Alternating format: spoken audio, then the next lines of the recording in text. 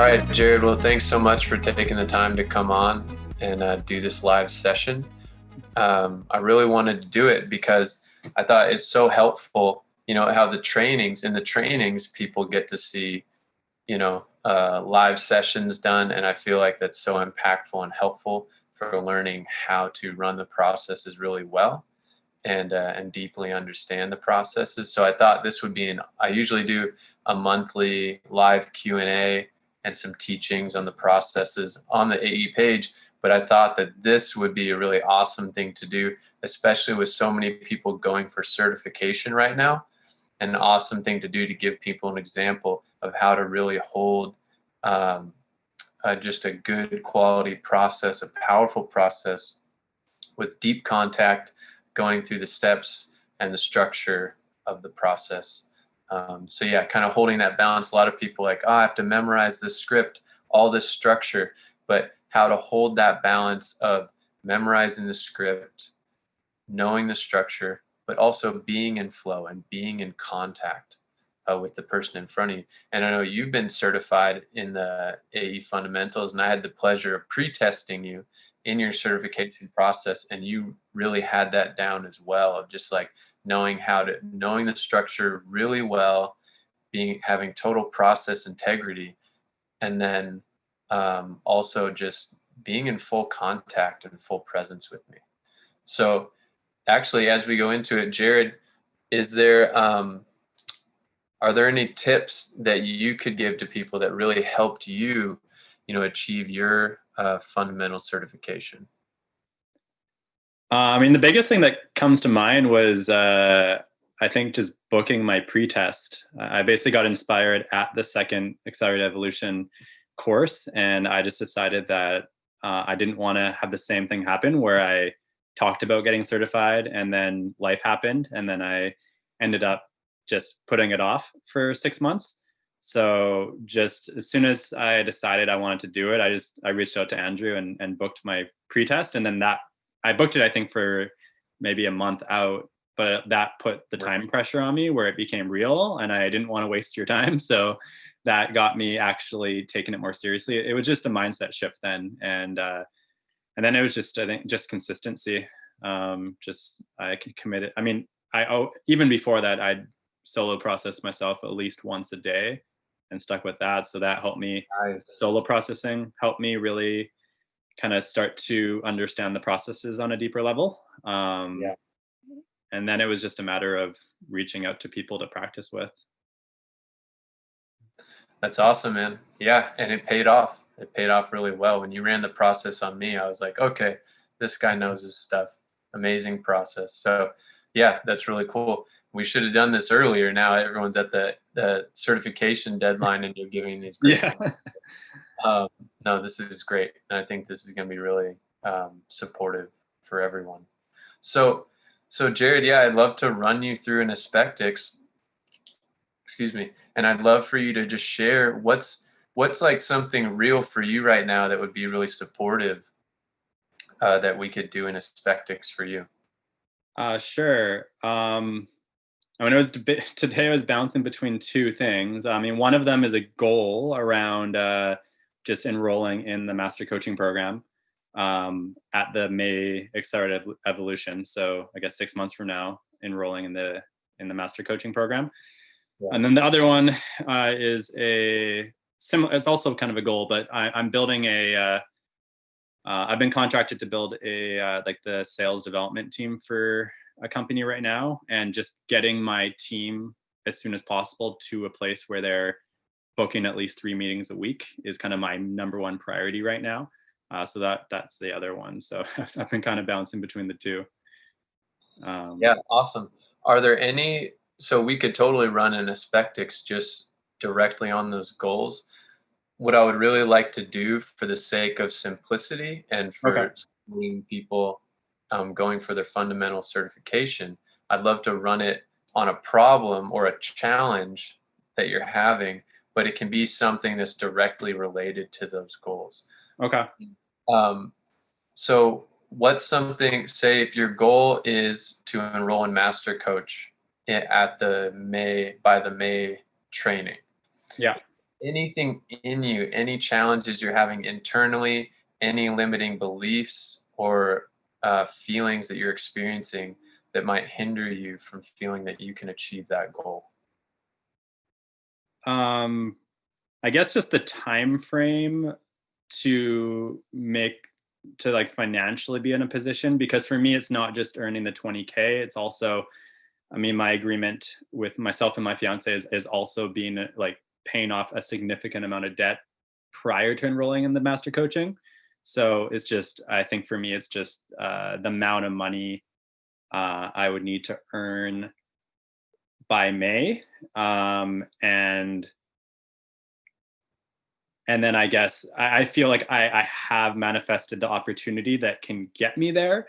But I guess it's just that self-doubt of what if it doesn't happen? What if I fail? What if, yeah, what if I don't get there? Right. So it's a self-doubt in your ability to reach the financial goals that you want to reach.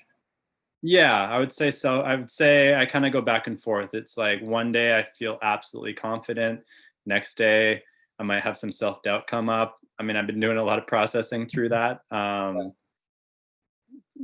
yeah, I would say Good. self-doubt.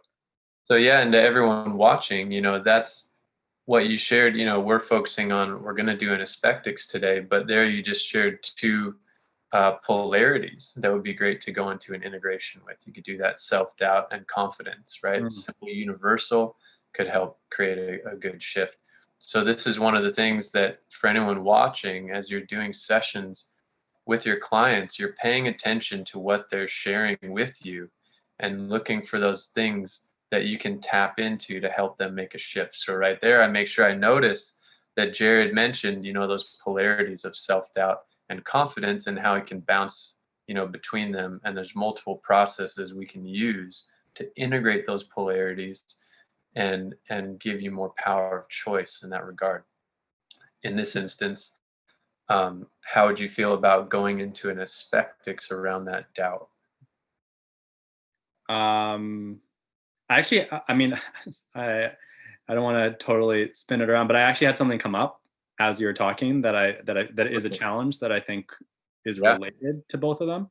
yeah, So the one, it's, I find that when it comes to like employees that I've hired, that like my sales team essentially, I have been having trouble really kind of enrolling them into, I think it would be very valuable for all my goals if I could be using these processes in my coaching with them. And I guess that's been a struggle of mine, is bringing the AE processes into kind of the more business environment, where it's not people who have come to me looking for coaching. It's more people I've hired who I'm their sales coach. So they're very open to sales coaching, but then bringing in these kind of processes, I don't know if it's just an internal thing with me of not being grounded enough in them, or me just thinking that they're not going to be into it. I've approached it a little bit, but haven't got a ton of reception. So I think that if I could break through that to be able to bring the AE work into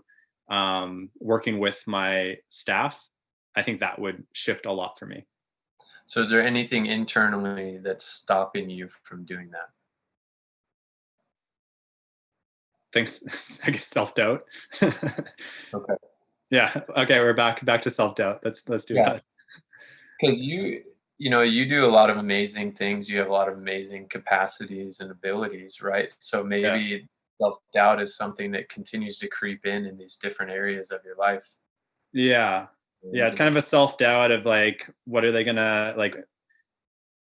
I guess just not being grounded enough in it for that, or like worrying of what they're gonna perceive it as too woo woo or whatever, like, because they are people Okay. more I hired for a job.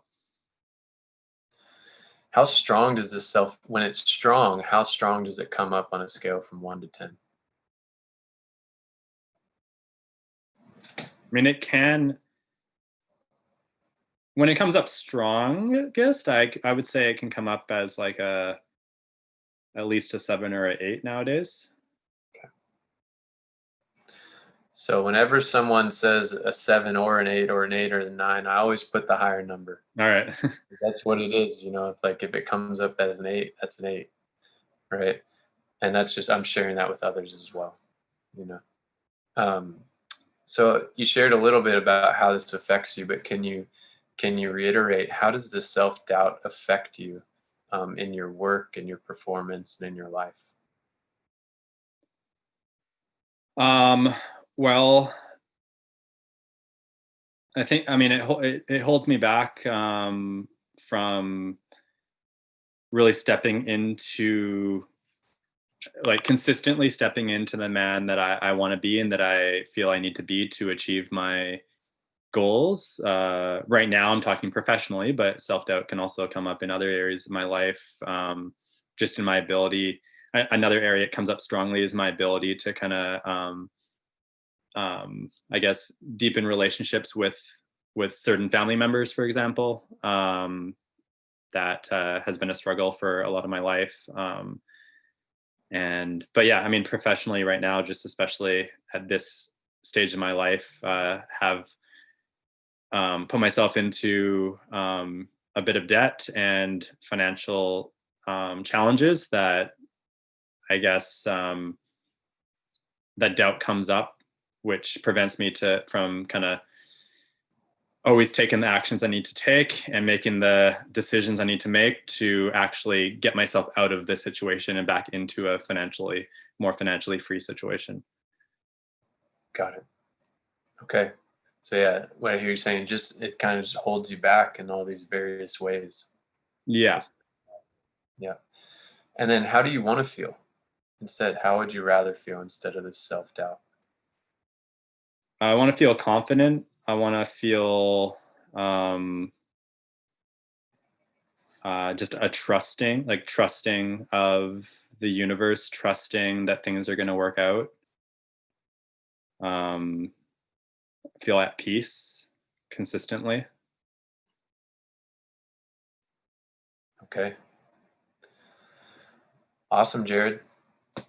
Well, do you feel ready to begin the process? Yep, I know you know this process well, so I think we can just go ahead and dive in. Do you feel committed to stay with the process through till the end? I do. Yeah. All right, awesome. Then.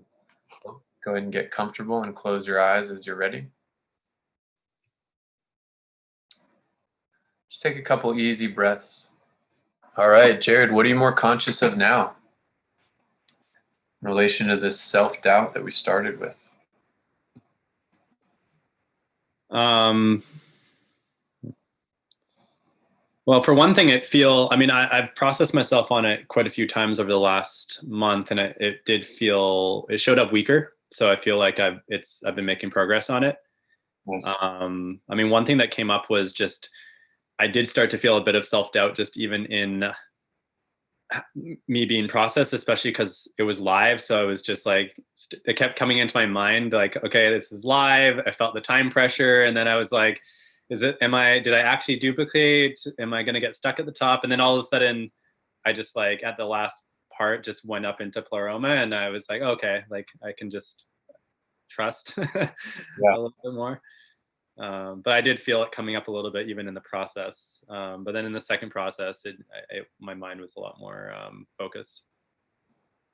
What else was good about this for you?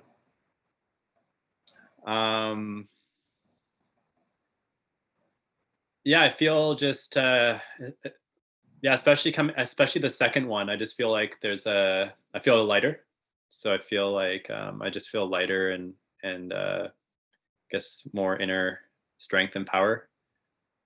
What's good for others or someone else as a result of you doing this process? Well, I feel just letting go of that fear and that doubt allows me to show up as a more authentic version of myself that can serve and connect more fully with other people. Awesome. Anything else that was valuable that you'd like to share?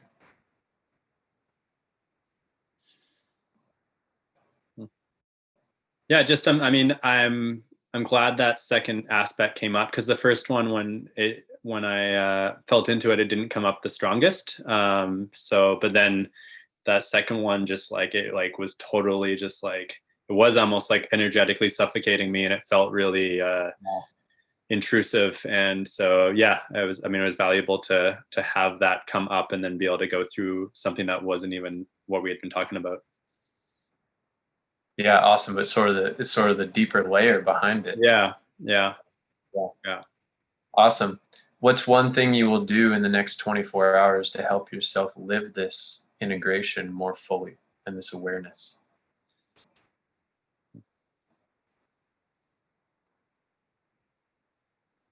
I think just when that doubt does come in, like using, I think just even the doubt I was feeling in the process and then it working out, I think just anchoring to that and reminding myself of this lesson to be able to help me let go of that doubt and to trust.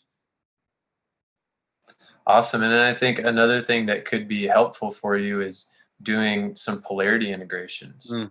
And maybe that you said you've been working on it. I don't know exactly what you've been doing. Maybe you've been doing that, but I think that could be helpful just to continue your integration. Yeah. Because there can be a habit to like just try to, stay with the more positive thinking, but the other thing might still come up sometimes. So when that happens, it's best to give attention to both integrate those polarities and then reducing or totally dissolving and eliminating the charge between them. Yeah. And I think so, using the AE processes for sales people, for sales teams is so effective for their performance. Yeah.